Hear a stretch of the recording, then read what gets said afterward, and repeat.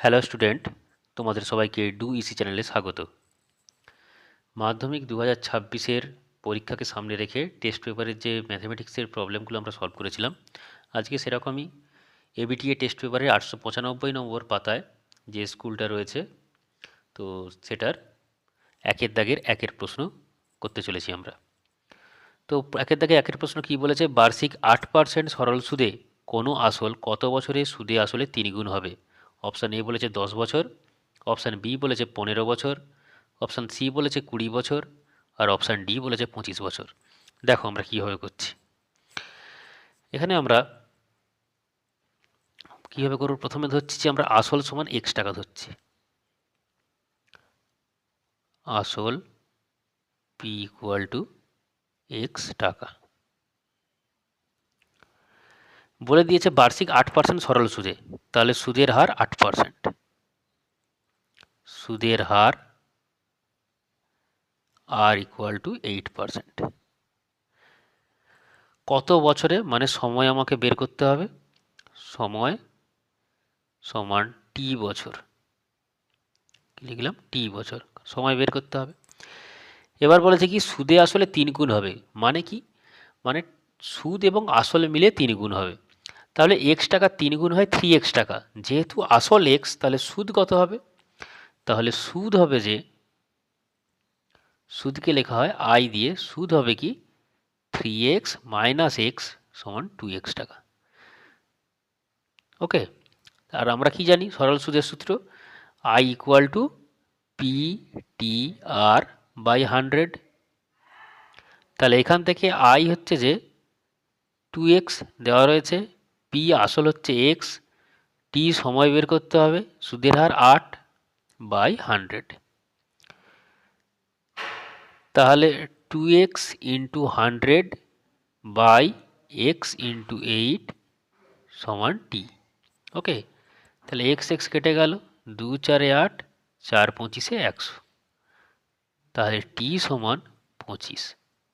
তাহলে সঠিক উত্তর কি হবে? সঠিক উত্তর হবে যে অপশান ডি, 25 বছর সময় লাগবে। ওকে, আশা করি তোমরা বুঝতে পেরেছো। পরের প্রশ্নে আসছি।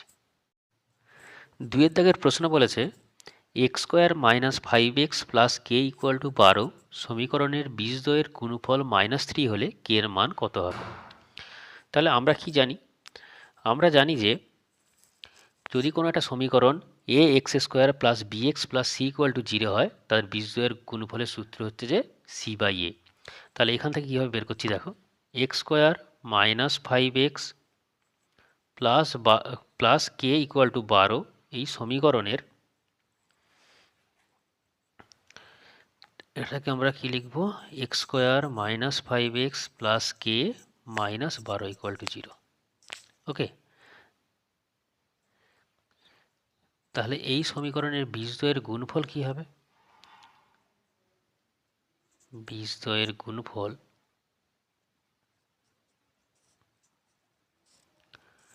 ধ্রুবক পদ, মানে এখানে কে মাইনাস 12 বাই এক্স স্কোয়ারের সহগ। এখানে এক্স স্কোয়ারের সহগ কত? 1। তাহলে বীজদ্বয়ের গুণফল হবে কে মাইনাস 12। এবার প্রশ্নে কি দেওয়া রয়েছে? প্রশ্নে দেওয়া রয়েছে বীজদ্বয়ের গুণফল -3। তাহলে কি কে মাইনাস 12 ইকুয়াল টু -3, বা দিয়ে কে সমান 12 মাইনাস 3, বা দিয়ে কে সমান 9। তাহলে সঠিক উত্তর কি হবে? কে এর মান হচ্ছে যে 9। অপশান বি হচ্ছে যেখানে সঠিক উত্তর। ওকে। যদি তোমাদের কোনো ডাউট থাকে আমাকে কমেন্টে জানাতে পারো। তো পরের প্রশ্নে আসছি। দেখো, 3 দাগের প্রশ্ন বলেছে বৃত্তস্থ চতুর্ভুজ এ বি সি ডি এর বিএ বাহুকে এফ পর্যন্ত বর্ধিত করা হলো যদি এই সমান্তরাল সিডি এবং কোণ এবিসি সমান 92 ডিগ্রি এবং কোণ এফ এই সমান 28 ডিগ্রি হয়, তাহলে বিসিডি এর মান কত? ছবিটা কীভাবে আঁকছি দেখো।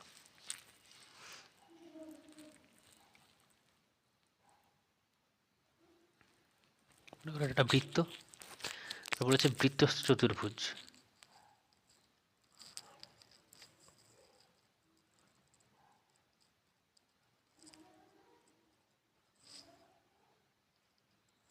নাম দিলাম মনে করো এ বি সি ডি। এবার বলেছে এটা বিএ বাহুকে এফ পর্যন্ত বর্ধিত করা হলো, বিএ বাহুকে এফ পর্যন্ত বর্ধিত করা হলো। এ ই সমান্তরাল সিডি, সিডি এর সমান্তরাল হচ্ছে যে এ ই, ওকে, মানে এই বাহুটার সঙ্গে এই বাহুটা সমান্তরাল। এবার বলেছে কি A B C 92 degree, A B C মানে এই কোণটা 92 ডিগ্রি। আর বলেছে F A E 20 degree, F A E এই কোণটা 20 ডিগ্রি। দেখো কিভাবে করছি। আমরা জানি কি বৃত্তস্থ চতুর্ভুজের বিপরীত কোণগুলির সমষ্টি হয় 180 ডিগ্রি। তাহলে এখানে এ বি সি ডি বৃত্তস্থ চতুর্ভুজের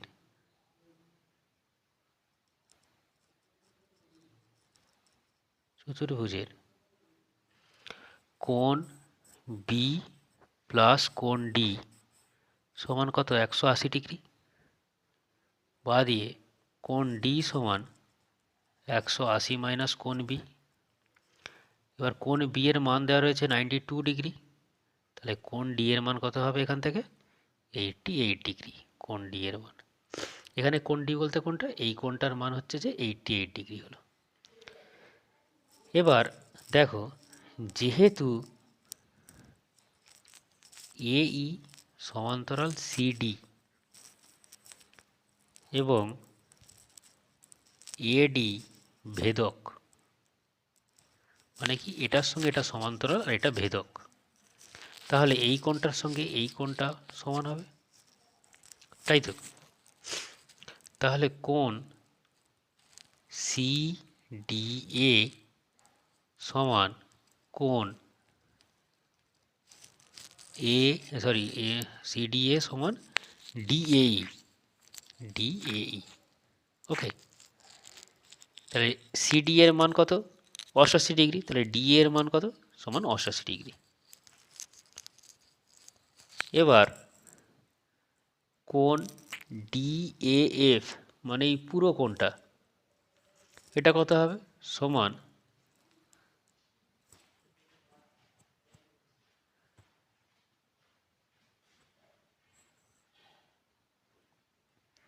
কোণ ডিএই প্লাস কোণ ইএএফ, তাহলে ডিএই মানে 88 ডিগ্রি প্লাস ইএফ মানে 20 ডিগ্রি মানে 108 ডিগ্রি হলো। এবার কোণ ডিএবি, এই কোণটা কি হবে, এই টোটালটা কি এটা সরল রেখা, তাহলে এতটা যদি 108 ডিগ্রি হয়, এটা কত হবে 180 মাইনাস 108, তাহলে কোণ ডিএবি সমান 180 ডিগ্রি মাইনাস কোণ ডিএএফ বা 180 ডিগ্রি মাইনাস 108 ডিগ্রি সমান 72 ডিগ্রি। এবার যেহেতু আমরা জানি কি বৃত্তীয় চতুর্ভুজের বিপরীত কোণগুলির সমষ্টি 180 ডিগ্রি, তাহলে আবার একই রকমভাবে কোণ ডিএবি প্লাস কোণ ডিসিবি সমান 180 ডিগ্রি, মানে এই কোণটা আর এই কোণটার যোগফল হচ্ছে 180। তাহলে কোণ ডিসিবি সমান 180 ডিগ্রি মাইনাস কোণ ডিএবি, এবার 180 ডিগ্রি মাইনাস ডিএবি এর মান বেরিয়েছিল 72, তাহলে 72 সমান উত্তর কত হচ্ছে 108 ডিগ্রি, ওকে। তাহলে কি হবে কোণ ডিসিবি বা বিসিডি মানে এই কোণটার মান কত হচ্ছে 108 ডিগ্রি। সঠিক উত্তর কী হবে অপশান সি। আশা করি তোমরা বুঝতে পেরেছো। কোনো ডাউট থাকলে আমাকে কমেন্টে তোমরা জানাও, আমি তোমাদের যথাসম্ভব ডাউটের সমাধান করার চেষ্টা করব। পরের প্রশ্নে আসছি। গোলকের পার্শ্বতলের ক্ষেত্রফলের সাংখ্যমান তার আয়তনের 3 গুণের সাংখ্যমানের সাথে সমান হলে গোলকটির ব্যাসার্ধের দৈর্ঘ্য কত হবে। প্রথমে আমরা কি করব দেখো, লিখছি ধরি গোলকটির ব্যাসার্ধ r একক,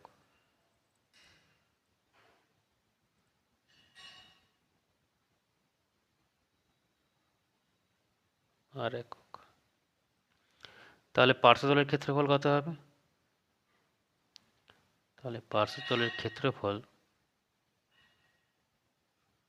সমান 4πr² বর্গ একক।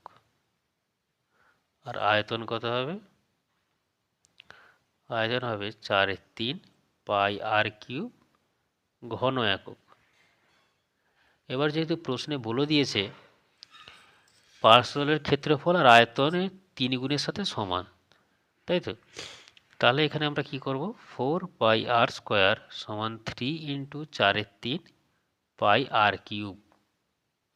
তাহলে 3 3 কেটে গেল, 4 4 কেটে গেল, পাই পাই কেটে গেল। তাহলে কি দাঁড়ালো? 1 = r। এই r² সঙ্গে দুটো আর কেটে যাবে। তাহলে সঠিক উত্তর কি হবে? ব্যাসার্ধ হবে যে 1 একক। ওকে, অপশান এ হচ্ছে যে সঠিক আনসার। পরের প্রশ্নে আসছি। প্রশ্নে কি বলেছে? বলেছে sine theta plus cosec theta = 2 হলে sine to the power 7 theta plus cosec to the power 7 থিটার মান কত? দেখো কিভাবে করছি। Sine theta plus cosec theta = 2 বলেছে। তাহলে সাইন থিটা প্লাস কোসেক থিটাকে কি লিখতে পারি? 1/sin সমান 2। সাইন থিটা লসাগু, তাহলে সাইন স্কোয়ার থিটা প্লাস 1 সমান 2। সাইন স্কোয়ার থিটা প্লাস 1 সমান 2 সাইন থিটা। বা দিয়ে sine square theta minus 2 sign theta plus 1 = 0। এটা কি হলো? এটা হচ্ছে দেখো a² a মাইনাস বির হোল স্কোয়ারের সূত্রে চলে এসছে।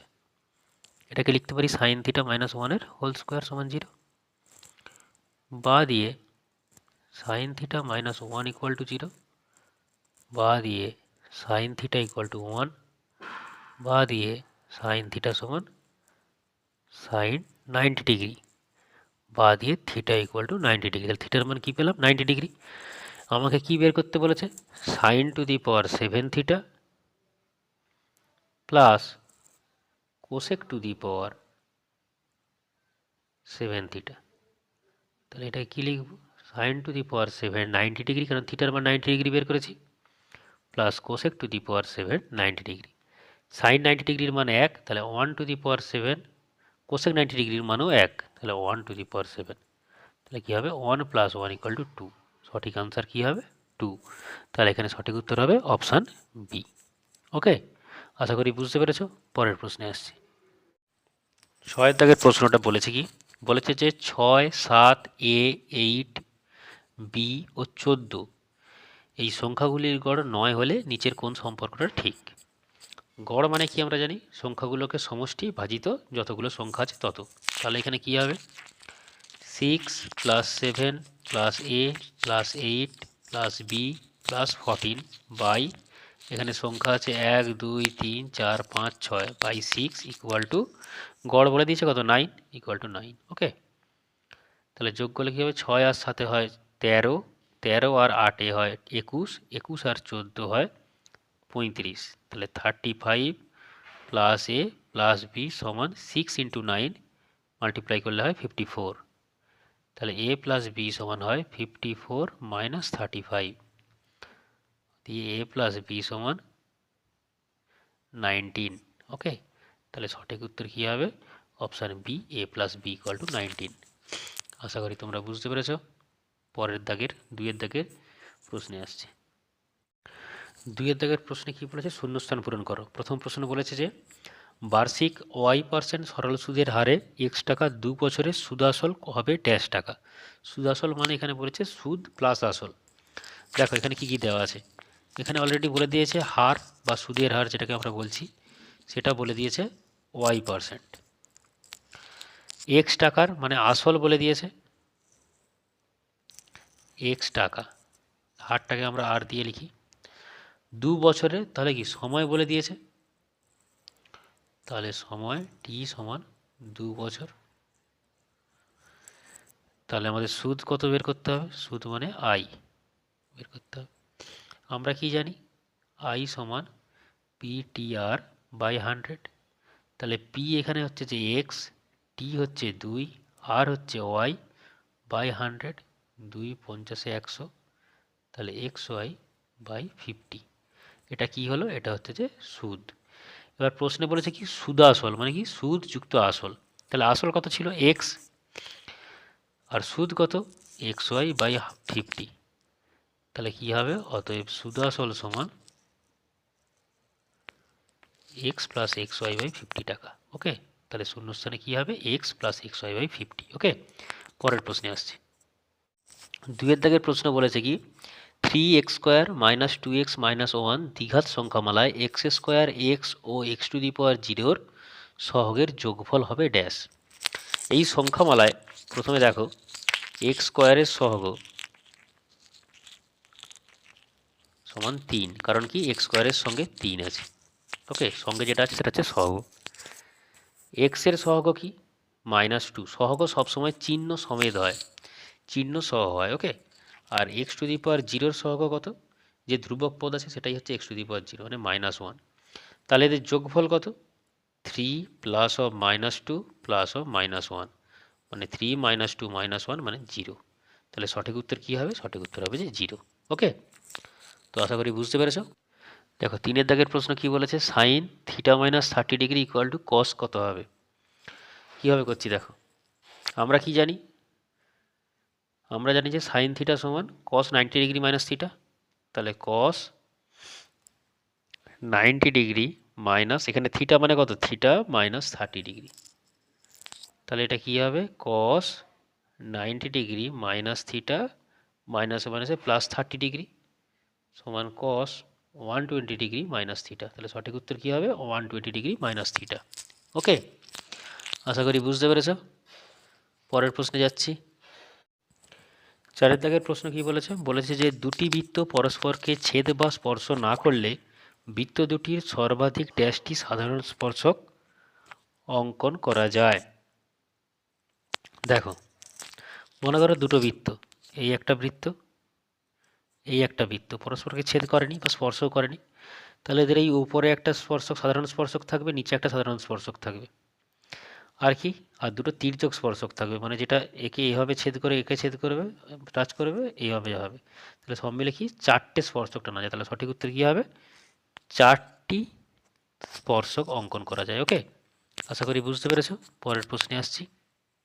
বলেছে কি একটি লম্ববৃত্তাকার শঙ্কুর ব্যাসার্ধের দৈর্ঘ্য উচ্চতা প্রত্যেকটি দ্বিগুণ হলে শঙ্কুটির আয়তন পূর্বের আয়তনের ড্যাশ গুণ হবে। দেখো, মনে করো এটা একটা লম্ববৃত্তাকার শঙ্কু, এটা এর ব্যাসার্ধ, এটা উচ্চতা। ব্যাসার্ধ মনে করো আর, উচ্চতা মনে করো এইচ। তাহলে ব্যাসার্ধ আর উচ্চতা এইচ হলে আয়তন কত হবে? 1/3 পাই আর স্কোয়ার এইচ, এটা সূত্র আয়তনের। এবার বলছে কি ব্যাসার্ধকে দ্বিগুণ করা হলো, তাহলে এখন ব্যাসার্ধ কত? মনে করো এই একটা শঙ্কু যেখানে ব্যাসার্ধকে দ্বিগুণ করা হয়েছে, তাহলে এখন ব্যাসার্ধ 2r। উচ্চতাকেও দ্বিগুণ করা হয়েছে, তাহলে উচ্চতা কত? 2h। তাহলে এখন আয়তন কত? 1/3 পাই 2r স্কোয়ার ইন্টু 2h। তাহলে 1/3 পাই 4r স্কোয়ার ইন্টু 2h। তাহলে 4 2 8, 1/3 পাই আর স্কোয়ার এইচ। তাহলে এটা ছিল 1/3 পাই আর স্কোয়ার এইচ, এটা 8 ইন্টু 1/3 পাই আর স্কোয়ার এইচ। তাহলে কি দেখতে পাচ্ছি আমরা? 8 গুণ বৃদ্ধি পাবে। ওকে, এটা গুণিতক চিহ্ন আছে, তাহলে কি 8 গুণ বৃদ্ধি পাবে। তাহলে উত্তর কি হবে? 8 গুণ বৃদ্ধি পাবে। আশা করি বুঝতে পেরেছ। পরের প্রশ্ন। 6-এর দাগের প্রশ্ন বলেছে 2 3 4 5 তথ্যটির মধ্যমা কি হবে? এখানে কটা সংখ্যা আছে? 4টে সংখ্যা।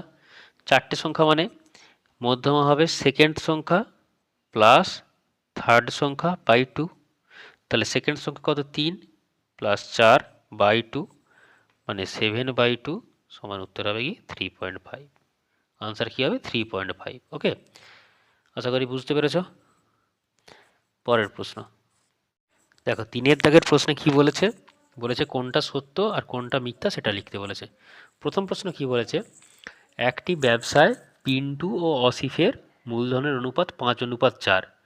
পিন্টু মোট লাভের থেকে 80 টাকা পেলে অসিফ পায় 100 টাকা। তাহলে এটা সত্য না মিথ্যা আমায় বলতে বলেছে। দেখো, এখানে বলেছে পিন্টু আর অসিফ, এদের মূলধনের অনুপাত কত বলেছে? 5:4। তাহলে পিন্টুর আনুপাতিক ভাগাহার কত হবে? 5/9, আর অসীফের কত হবে? 4/9। এবার পিন্টু আনুপাতিক ভাগহারের হিসেবেই কি লভ্যাংশ পাবে? তাহলে 5/9 রেশিও বা 5/9 আনুপাতিক ভাগহার সমান 80 টাকা। তাহলে 5/9 আনুপাতিক ভাগহার সমান যদি 80 টাকা হয়, তাহলে 1 সমান কত হবে? 80/5/9। আর 4/9 টাকা আর আসিফের, তাহলে 4/9 আনুপাতিক ভাগহার সমান কত হবে?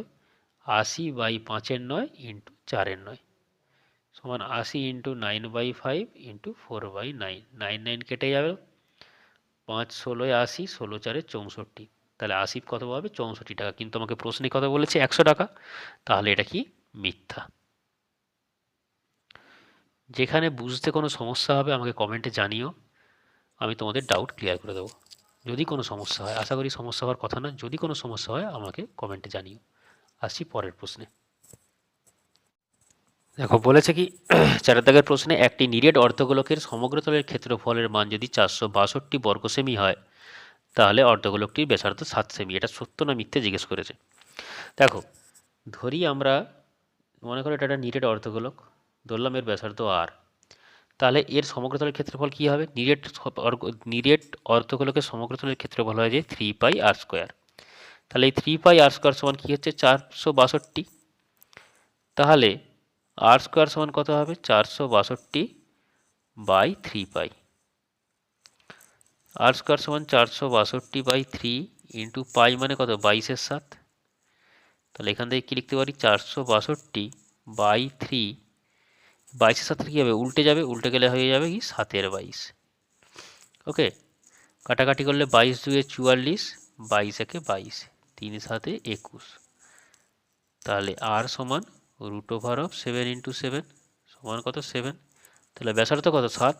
আমার প্রশ্নেও দেওয়া আছে কি ব্যাসার্ধ 7 হবে। তাহলে এটা কি? সত্য। আশা করি বুঝতে পেরেছ। পরের প্রশ্নে আসছি। 3 দাগের প্রশ্ন বলেছে, দুটি সদৃশ ত্রিভুজ সর্বদা সর্বসম হবে। এটা সত্য না মিথ্যা? এটা কি হবে? এটা হবে যে মিথ্যা। দুটি সদৃশ ত্রিভুজ কখনোই সর্বসম, মানে সবসময় হবে এটা কখনো হতে পারে না, কখনো কখনো হতেও পারে, নাও পারে। ঠিক আছে? তাহলে দুটি সদৃশ ত্রিভুজ সর্বদা সর্বসম হবে, এটা কি? মিথ্যা। ওকে, পরের প্রশ্ন। 2 দাগের প্রশ্ন কি বলেছে? বলেছে এক্স ভ্যারিজাজ ওয়াই এবং এক্স ভ্যারিজাজ জেড এবং ওয়াই ভ্যারিজাজ জেড হলে X plus Y varies as Z হবে। এটা সত্য না মিথ্যা জানতে চেয়েছে। দেখো, এক্স ভ্যারিজাজ জেড, এখান থেকে আমরা কি লিখতে পারি? X equal to k1 into Z, যেখানে k1 একটি ধ্রুবক এবং নট ইকুয়াল টু 0 লিখতে পারি। এটাকে আমরা 1 নম্বর সমীকরণ দিলাম। একই রকমভাবে ওয়াই ভ্যারিজাজ জেড, এটাকেও আমরা কি লিখতে পারি? ওয়াই সমান k2 ইন্টু জেড, যেখানে k2 নট ইকুয়াল টু 0 এবং ধ্রুবক। এটা দিলাম 2 নম্বর সমীকরণ। তাহলে 1 + 2 করে পাই করলে কি পাবো? x plus Y equal to k1z plus k2z। তাহলে z কমন নিলে কি হবে? k1 plus k2। তাহলে k1 আর k2 যদি ধ্রুবক হয়, তাহলে k1 প্লাস k2 ও ধ্রুবক। তাহলে এখান থেকে আমরা কি লিখবো? x plus Y varies as Z. তাহলে এটাই আমাদের প্রশ্নে দেওয়া আছে, তাহলে এটা কি হবে? সত্য। আশা করি বুঝতে পেরেছ। পরের প্রশ্নে আসছে। দেখো 5 দাগের প্রশ্নটা কি বলেছে? বলেছে cos 0 degree into cos 1 degree into cos 2 degree into cos 3 degree এরকম করে আপ টু cos 90 ডিগ্রি এটার মান 1 হবে। এটা সত্য না মিথ্যা? দেখো, আমরা জানি যে cos 90 ডিগ্রির মান কত হয়? 0। তাহলে 0-র সঙ্গে যাই মাল্টিপ্লাই করি না কেন উত্তর কি হবে? 0। কিন্তু যেহেতু এখানে উত্তর দেওয়া আছে 1, তাহলে এটা কি হবে? মিথ্যা। এটার ভ্যালু কত হবে? 0। কারণ কি? cos 90 ডিগ্রির মান 0। তাই এই 0-র সঙ্গে যাই মাল্টিপ্লাই তুমি করবে সেটা কি হবে? 0ই হবে। তাহলে এখানে টোটালটার ভ্যালু কত হবে? 0। যেহেতু প্রশ্নে দেওয়া আছে 1, তাহলে এখানে উত্তর কি হবে? মিথ্যা। ওকে, পরের প্রশ্নে আসছে। দেখো 6 দাগের প্রশ্নটা কি বলেছে? অনেকগুলো সংখ্যার একটা সিরিজ দেওয়া আছে 4 5 6 7 6 7 5 4 5 4 5 6। এই তথ্যের সংখ্যাগুরু মান 5। এটা সত্য না মিথ্যে? সংখ্যাগুরু মান আমরা কি করে পাবো? যে সিরিজটা দেওয়া আছে তার মধ্যে সব থেকে বেশি সংখ্যক যে সংখ্যাটা রিপিটেশন হচ্ছে বা যে সংখ্যাটা আসছে, সেটাই হচ্ছে যে ওই সিরিজের সংখ্যাগুরু মান। এখানে দেখো, যদি সিরিজের মধ্যে আমরা 5 দেখি, 5 একবার আসছে, দুবার, 3 বার 4 বার, 5 আসছে কতবার? 4 বার। 4 আসছে কতবার? 1 বার 2 বার 3 বার। 6 আসছে কতবার? 1 বার 2 বার 3 বার। 7 আসছে 2 বার। তাহলে সব থেকে বেশি আসছে কে? 5। 5 আসছে 4 বার। তাহলে সংখ্যাগুরু মান যে 5 লেখা আছে এটা কি? সত্য। কারণ কি? আমরা কি জানি কোনো একটা সিরিজের মধ্যে যে সংখ্যাটা সব থেকে বেশি সংখ্যক রিপিটেশন হয় সেটাই হচ্ছে যে সেই সিরিজের সংখ্যাগুরু মান। এখানে 5 সব থেকে বেশি সংখ্যায় আছে, তাই 5 হচ্ছে যে এই তথ্যের সংখ্যাগুরু মান। ওকে, তো স্টুডেন্ট ক্লাস আজকের মতো এতটাই। তোমাদের যদি ভালো লেগে থাকে তোমরা শেয়ার করো বন্ধুদের মধ্যে, আর ভালো করে প্রিপারেশান নাও, সামনেই পরীক্ষা। চেষ্টা করো নিজের সবটুকু দিয়ে, দেখবে ভালোই কিছু হবে।